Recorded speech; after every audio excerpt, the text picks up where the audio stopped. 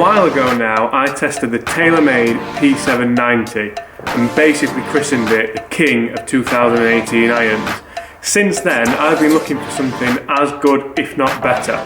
If you watched my video a few days ago, or weeks ago maybe, even years ago if you're watching in 2020, on graphite versus steel shafted irons, you'll notice that I hit the Ping I200. Hello. Just last week you called me. The way you're talking is driving me. So in actual fact, there's only one option we've got, isn't there? We've got to have a head-to-head.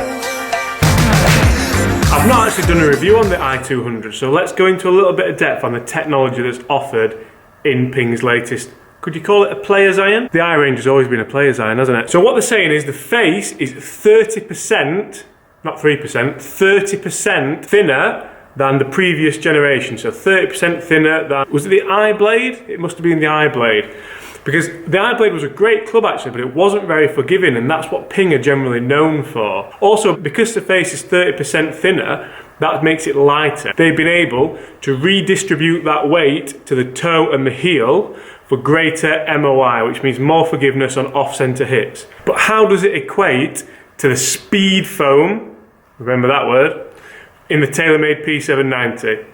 Let's take a look. I'm going to hit a couple of shots here in the studio, then we're going to get where it matters out on the golf course and put these bad boys head to head. I've got the P790 in the Dynamic Gold 105 S300 and the Ping in the AWT 2.0, again stiff. So it's pretty much the stock shaft that you would find these clubs in on the rack. Not that you'd buy them on the rack because we're against that, and if you watch any of my videos, we know full well how important club fitting is. Okay, let's start P790. We're going to hit 3 or 4 shots, then we're going to hit some I200s, then get out on the link. So we know full well just how good this P790 is.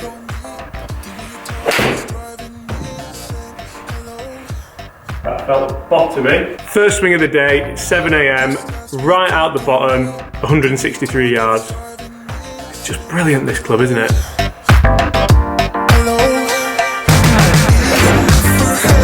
Like it?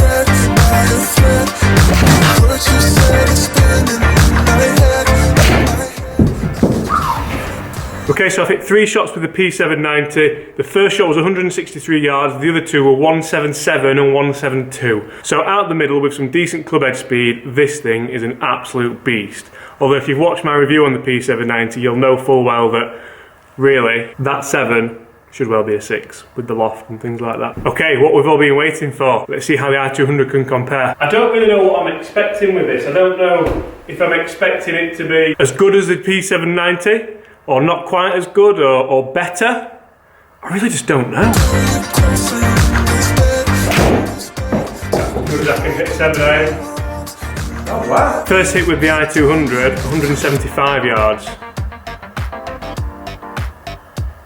I think one thing's definitely clear from all this club testing I've been doing. I need to move away from my Titleist blade. So if you've watched any of my videos, you'll know that my 7 iron distance is around 10 yards shorter of what we're getting here, about 165 yards.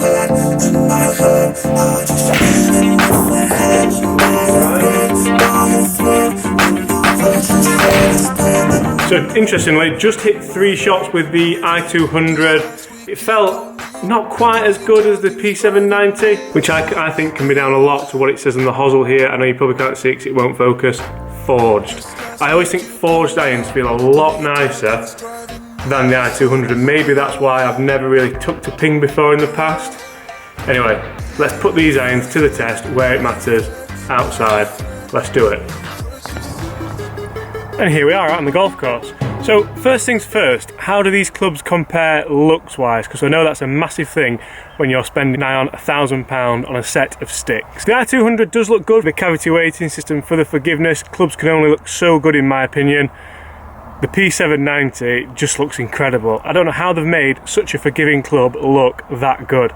I know so many really good players who are thinking about going to these clubs because they don't feel like it's knocking their reputation, I suppose, whereas if they go to something with a bit more of a cavity, they know that they need that little bit of extra help, but that you can't really tell. If you look at those in someone's bag, yes, they're a tiny bit thick on the sole, but they just look fantastic. So I'm out here, I've got to put myself at about 170 yards because that's what they were kind of averaging on the flight scope in the studio. I'm going to give myself some quite awkward lies and just see how I cope with both of these clubs. Let's do it. I'm going to go P790 first, then I200.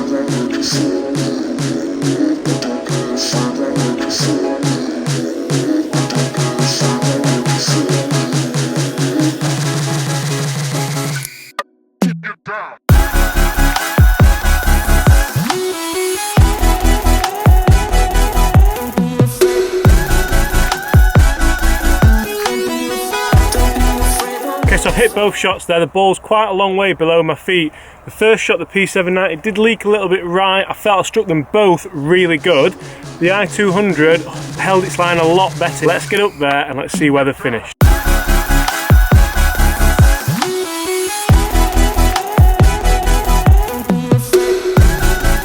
Okay, we've just got up here to the green and actually they've both done fairly well. I've got the P790 has just hung on here.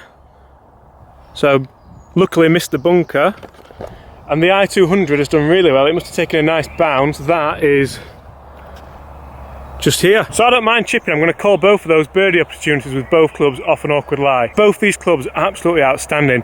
Which one's going to nick it? Stay tuned to find out. Let's carry on. So I've just done a little bit of digging with the lofts of these clubs. P790 weighs in at 30.5 degrees, which we know is strong. I know I make the joke about it should be a 6-iron. The Ping I200 is a much more standard loft, a much more playable loft, I feel, in 33 degrees, so there's 2.5 degrees of difference there.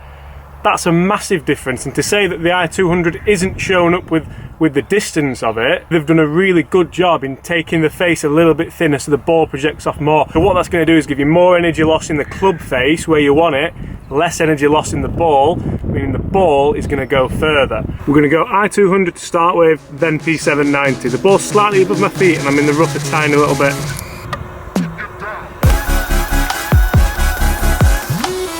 I200, I'm going to be a spoiler for you, that's in the bunker short, and it wasn't badly struck. Let's see what the P790 offers.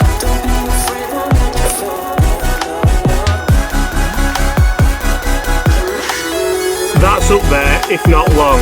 Let's go check it out.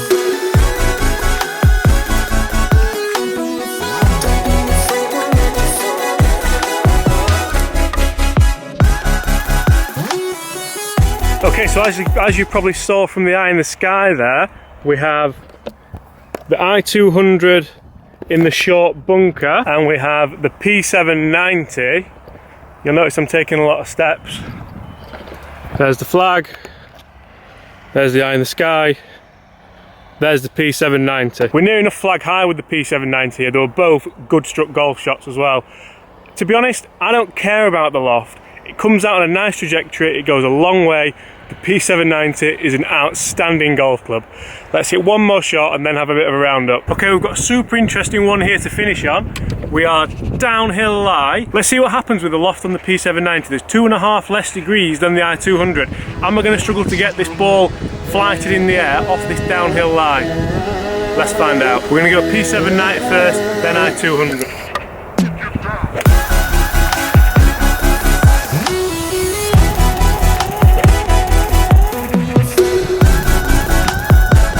I'm not going to lie, they were two pretty poor golf swings and both of them reacted really well. They're both just short, both greenside bunker. I'm going to take that with that terrible strike on the downhill lie. For me, the P790 is still the king of 2018. Yes, the I200 put a great fight, it feels great, it looks amazing. To be honest, it doesn't look quite as nice, it doesn't go quite as far. I don't care about the loft. I get the trajectory with this, I get the forgiveness, I get the distance. What more do I want? And they feel absolutely great. Thanks so much for watching, guys. I really hope you've enjoyed that video. If you want me to compare these irons against anything else, by all means comment below, let me know, and make sure you subscribe if you haven't already. See you soon.